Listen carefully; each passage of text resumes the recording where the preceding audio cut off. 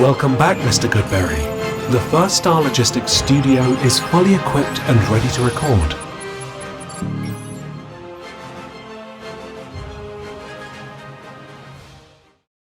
Welcome back to Bengals on the Brain, presented by First Star Logistics. I'm your host, Joe Goodberry. We're continuing our watch and film review of the players the Bengals drafted. We did Cassius Howell, of course, started with him.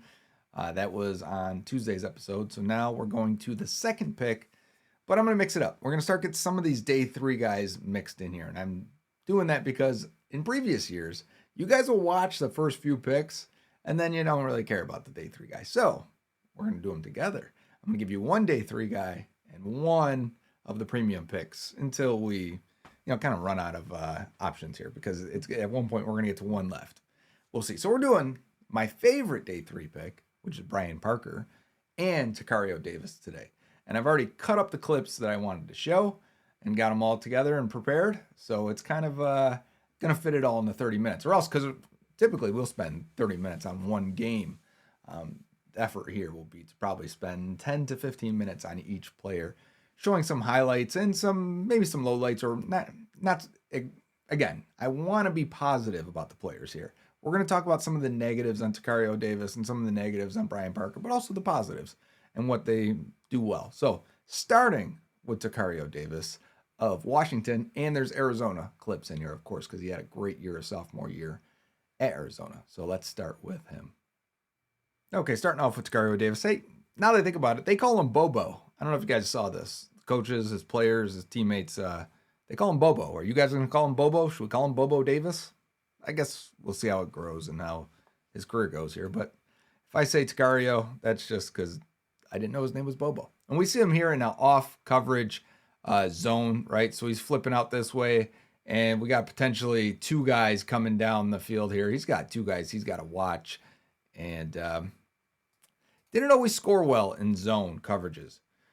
But here he is with basically two guys he's got to cover, and sees eyes on the quarterback. And as soon as he drifts a little bit this way, what do we think? We're going to hit this throw, right? As the quarterback, why not? If we're going this way right here, should be wide open for the sideline shot here. And you see Tacario stop, plant, and make a great play on the ball. He pretty much baited that thing, which you don't see a lot of corners do in terms of baiting them, because teams are so scared of guys giving up big plays. But when you got great ball skills, I say go for it. And you see him here as you could have almost had a pick route. That's why you got a switch release almost happening. It didn't work. So Tacario is able to stay within the hip pocket of number 4, and we'll see how he can run across the field completely. Like he's in his back pocket, right? Never looks really stressed that he doesn't have the speed, maybe potentially, to close this gap. And you see him right there, slight gap there, slightly open, and then go make a play on the ball and undercut it. And he does. He almost intercepts that thing. This is against Roma Dunze. So we got a top 10 pick here, streaking down the field. And he's going to get his eyes back just at the right time as we get our other angle here. Let's slow it down. Look at him right there, right? One hand on the receiver. Eyes back to the ball. Let's see if I can go back one more frame here. Yeah, I just want to get it when he starts to look. Right there. I know it's kind of blurry there, but you can see his eyes. If we had like the vision cone, the Madden vision cone, he's looking for that ball. One hand engaged, the receiver's leaning into him, which is what you'll see a lot on the film of his. He doesn't move off his spot. He's so much bigger than these receivers. He's only 193. Well, at least he was 193 when he ran that 4.41. Maybe he plays a little bit bigger. I mean, he's nearly 6'4". I'd hope he's a little bit bigger, or else that's super thin. But he's strong at that size. And it's probably because receivers aren't used to dealing with guys that are this big. So the receiver's leaning into him, not affecting him at all. He reaches out and makes a play on the ball. The vertical route coverage, I thought, for Takario Davis was very, very good. And again, we got another vertical situation here, right? Again, gets his eyes back, looks for that ball. It's kind of sitting on top of that receiver, not an issue. It's why also he got a lot of flags, because he's just so much, he's such a physical presence that I think he leans on it because he can. He should, because that's what makes him rare and unique, is his size. And receivers just do not know how to deal with that much contact because they just don't see it too often. There was another vertical ball, getting his eyes back, trying to make a play on it. The receiver can't play through him. You see how much that receiver is struggling to play through the size and strength of Takario Davis. We got a deep post here. Again, I don't know if you could tell, but this receiver right here, it's right here. Tacario's got great eyes on the ball, right? Again, he locates it. He sees this thing in the air. So's the receiver. But you're going to see Davis start to lean into him and really start to make it tough for this receiver to go up. No chance for him to jump up. You're playing that ball better than the receiver is. Like that's wide receiver type ball skills is what you see out of him. You got a quick slant there. He comes in with the backside punch, knocks it away. I don't know if that was an actual fumble or not. He's an off here, and he's got a bicycle turn. If you see this and you're like, oh, he kind of looks stiff or he turned the wrong way, it's actually advantageous because he's got to play. I don't know where the middle field safety is. I guess he's coming here, but he's got to protect this side out here. So for him to turn and run with him, this receiver is going to cut against his backside, his blind side. But instead of trying to flip and turn that way, they say it's easier just to bicycle turn and go that way. Just completely flip right there. Look how quick that is and efficient. You see that? That was a really good display for a guy that when I watched him, I thought he could be pretty stiff at times. He gets low. Again, it's relative to a guy you watch 5'10" corners versus a 6 foot, nearly 4 corner. That agility, that getting low is a much different standard. I did see stiffness in his tape.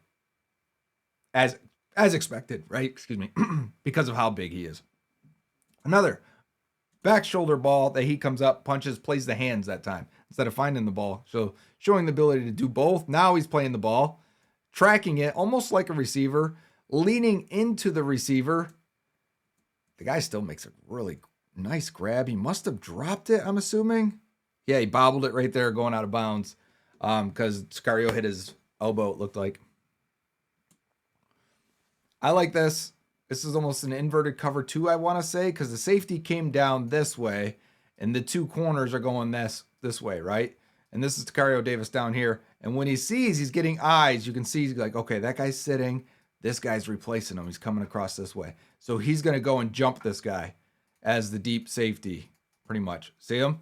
He just gets on his horse and takes off and then makes a play on the ball. Probably should have picked it off. 3 career interceptions. His hands could be better. It's probably why he's playing corner. He tracks the ball well. He judges the ball well. Doesn't always come down with it. A lot of PBUs doesn't come down with these catches. There's a little stiffness and a little bit of contact here is why I wanted to show this one. You can see as the receiver breaks out and then in, that's a decent sized gap. Like Burrow's going to put that in the hip of Jamar Chase there, right? We've seen that touchdown before against the Browns. And then he's kind of just jumping. He's not looking at the ball, jumping into the receiver and swatting at him. You're probably going to get called for that in the NFL. See it right there? Like that's just, if you're playing the ball, you can have contact with the receiver. I agree with the receiver there. That should have been a flag. And it may have been. I don't remember exactly. Now this one's a real good one. And it's because the receiver wants to run a physical route here and lean into him right there and then snap it back to the middle. And if you want to get physical with Takario Davis, I can't see how you're going to win that. There wasn't many clips of that in the film I watched where he's winning with where receivers are winning with physicality. Like, for example, here. Like, go play the ball and be more physical than this corner, please. Watch this. Watch as they break inside, both of them. He runs right through that guy, and that was on tape a few times. And he got flagged for it as well. But, I mean, just a very physical presence. Good change of direction here. Watch him out and then in, flip, stay with him. A little bit of holding, but then plays the ball really well. That's not always going to get called, so I don't have a problem with it. Here now we're at Washington, and he's in off coverage there, staying sticky. I think he gets that interception.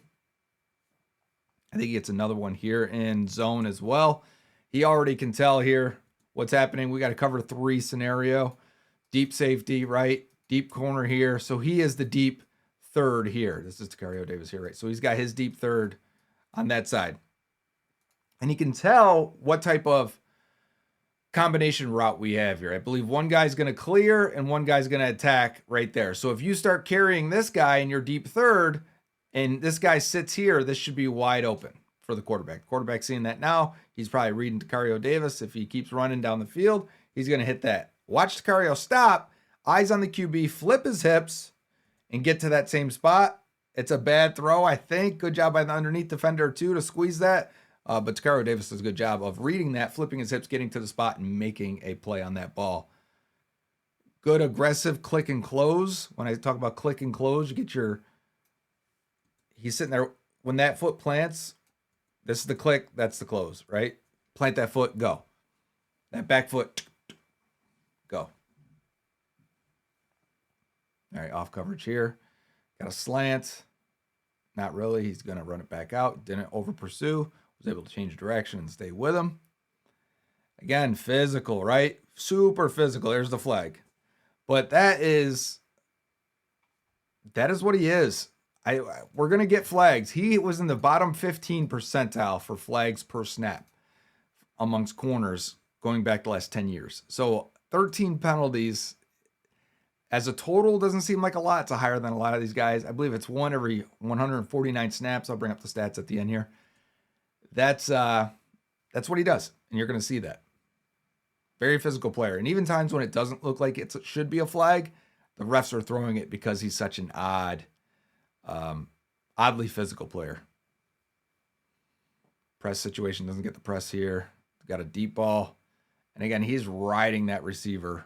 He is able to stay on top of him. That 4.41 speed, which you don't typically see from tall corners. They're typically much smaller players. And he's able to run with these guys. Look at it down the field and make a play on the ball. I've seen that TV copy of that one. It's really, really nice. And here he is cutting a deep crossing route, catching up and undercutting it.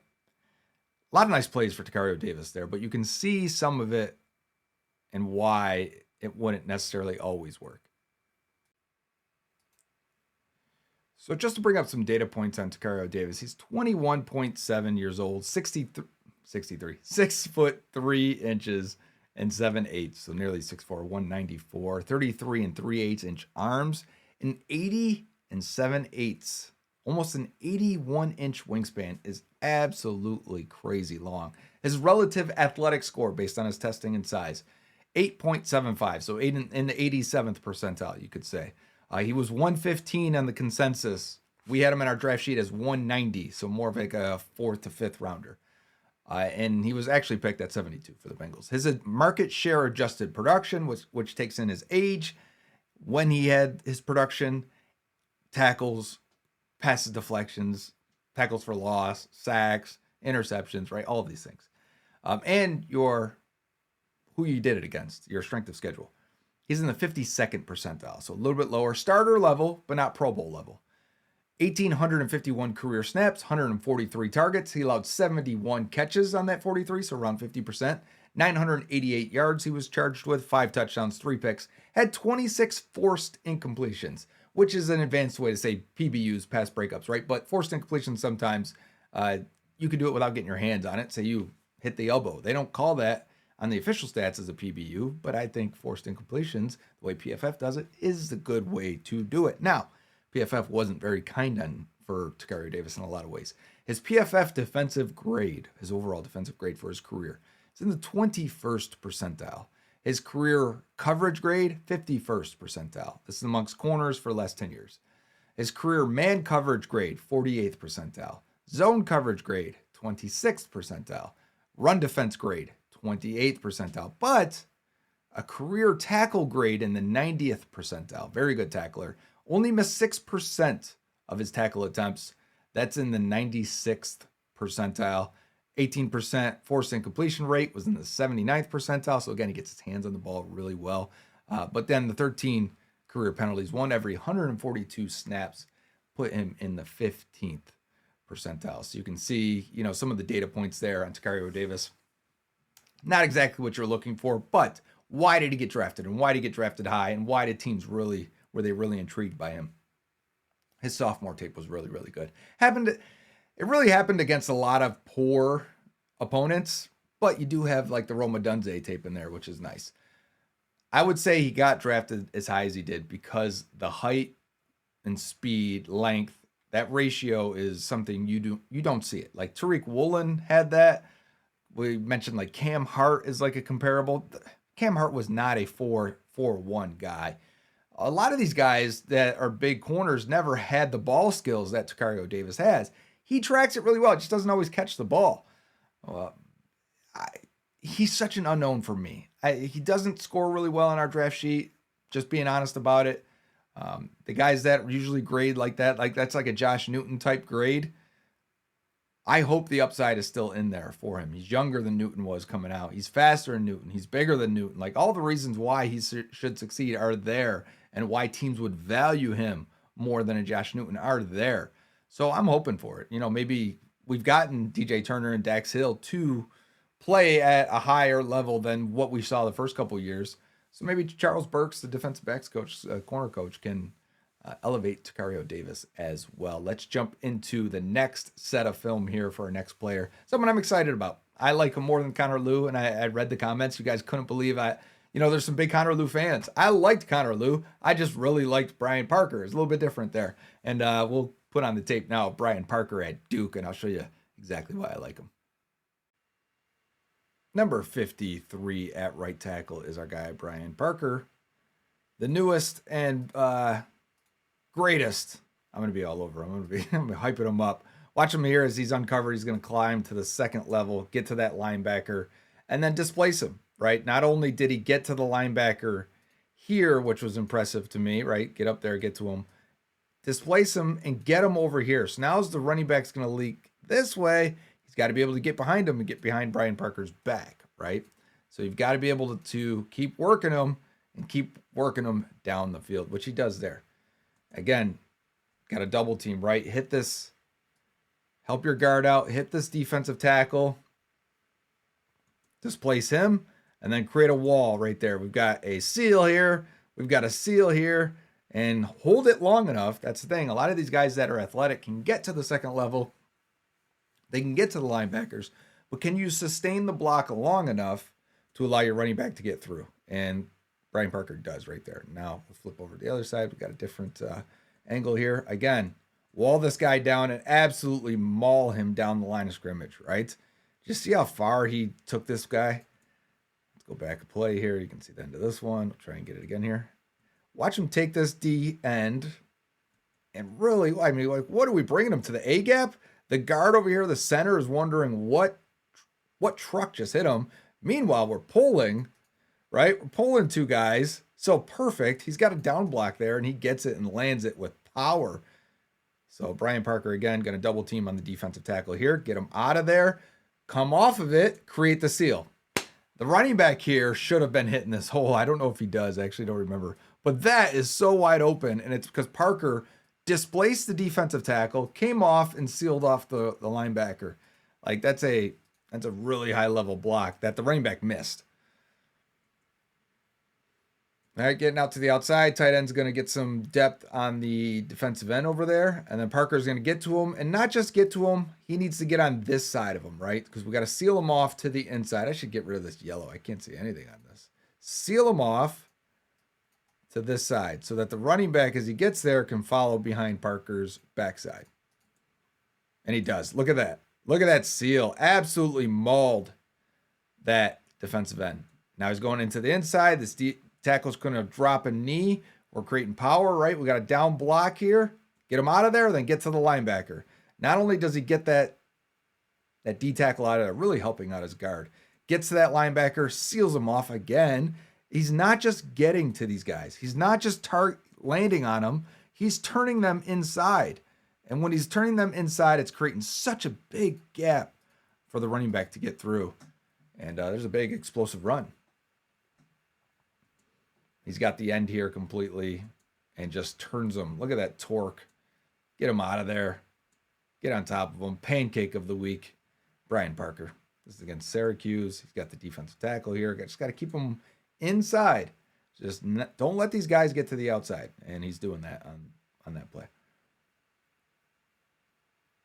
Again, this D tackle. Every time these D tackles think they can hold up to this double team, you see him just about to try and drop a knee on this, and Parker just launches him inside. And then he gets to the linebacker, I think 13, holds him up long enough that linebacker can't get to the outside, and Parker's got a big run for the Duke offense. Just light pass protection here. We've had mostly run blocking, right? You can see, so now's when we get a little bit of critical. Why he's probably not a tackle in the NFL, because it's not his size. It's really not. We've seen smaller offensive tackles.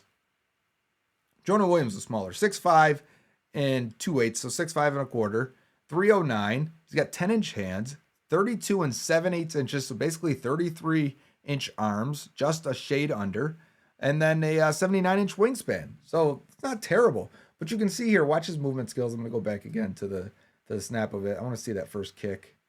If we can get one more click back here. Watch his kick here. That doesn't get a lot of depth on it. I'm not sure if he's expecting a quick power rush there. But he just looks like an average athlete. Good power there. Can really anchor and reset. Does a good job with his hands. But a lot of this is going to be run blocking. This is against Gabe Akis. So let's go back at it. Watch him in a premium pick. This guy went in round 2, I believe, right? Patriots. Someone I really liked a lot. And you can see, like, he's physically handling Gabe Akis. On the right side here, Akis goes inside, maul him in, come off. Works really well with his guard. And I think this is a different guard here too. But throws Akis inside, comes off here, picks up the guy coming around the outside. Let's watch it again. Like to pick up the stunt. Clean. Easy. Now here's a nice pass blocking, longer rep this time. I'm going to see him get out of his stance if we can on this one. Again, that kick doesn't look great, right? He's not getting a lot of depth. He's kind of, and there's different kicks, right? You can have like a more of a horizontal set. You can have a vertical set. You can have a C set. So for Parker here, he looks like he was just jumping out on him there, but it doesn't look clean. It doesn't look really agile. And like right there, you can see a little bit of power where I'm trying to go back here. That first initial jolt may have gotten him if the guard didn't come over and help. So a little bit of power lacking as a pass protector. And again, he's not really getting out of a stance there. Gets help here, and then here comes the power to really displace him. But he's strong as a run blocker, very powerful. I just think he's going to need some time and technique as a pass protector, even though he graded pretty well.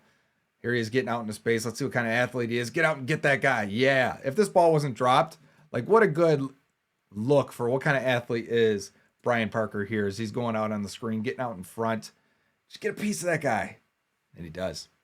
It's hard to land that target. It's not easy. Clips from Bengals and Brews here. Yeah, nasty. He and his guard, they seem to work really well together. This guy is way less threatening. This is a defensive tackle here. Wall him off inside here. Get to that 0. Make it harder on the linebacker. See the physicality he run blocks with, right? And in pass pro, this is why like a lot of these look like guard type blocks and guard type movement ability to me, which is why teams played him at center. Apparently he's really smart. He played center in high school. So they're like, yeah, let's see if he can do center. He's never played guard, but to me, he looks like he's going to be a guard. See, again, that's giving up a little bit of power sometimes, giving up a little bit to the outside. I think the hips open up a little bit. But here because he's got chip help, he can sit on this power. Right there, initial contact, I think, win by the rusher. But watch Parker sit and anchor and get his butt down. He won eventually. Ultimately, he got to that point and did what he had to do. Drop an anchor. Again, like, he doesn't look the most athletic there. We know he tested well enough, but his shuttle time isn't great. It was actually poor. So that may be why his athleticism really doesn't look so great. But you see him getting up on the second level here. Watch him get between, climb to the second level. He's going to get that linebacker. That's usually a sign of good athleticism is when turning 13 inside, allowing this run to go outside. When you get to that linebacker like that, those are much better athletes than you are. If you can get to them, you're probably athletic. And like this is a lot of guard looking blocks, right? Now we're going against, I want to say, Clemson? There was a Clemson game. TJ Parker, he went up against a lot. Nasty finishing plays, right? There's TJ Parker there. Good job. This is a good block here. As he gets out,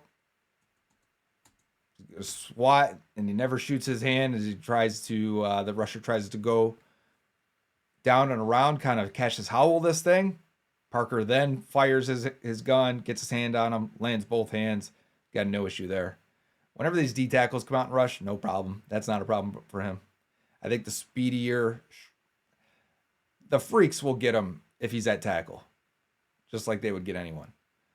But the D tackles, nah, he should be fine, which is, again, why I think he'd play better inside. He's latched on, though. He's got strong hands. He's a former wrestler. You can see that in his midsection. His core strength is what I want to say. I was able to grab guys, latch on, torque them out of there. Body positioning, I think, is another form of a balance for wrestlers. That's good for them. Look at him run blocking on these. Yeah, get to the second level. His movement skills when going forward look great. So maybe with some time and reworking maybe some of his footwork there, you can get him to look a little more athletic. Yeah, nasty. Finish. Finish him! I'm into it. Yeah, peel back. Nice heady play there. I want to get it one more time here. You can see it's got to be Wade Woodaz, right? That was Clemson linebacker. Coming across. Parker peels off, gets a piece of him, gives the quarterback just a little bit more time. Here he is at he's at guard here at the Shrine Bowl. You can see the center still got the ball in his hands.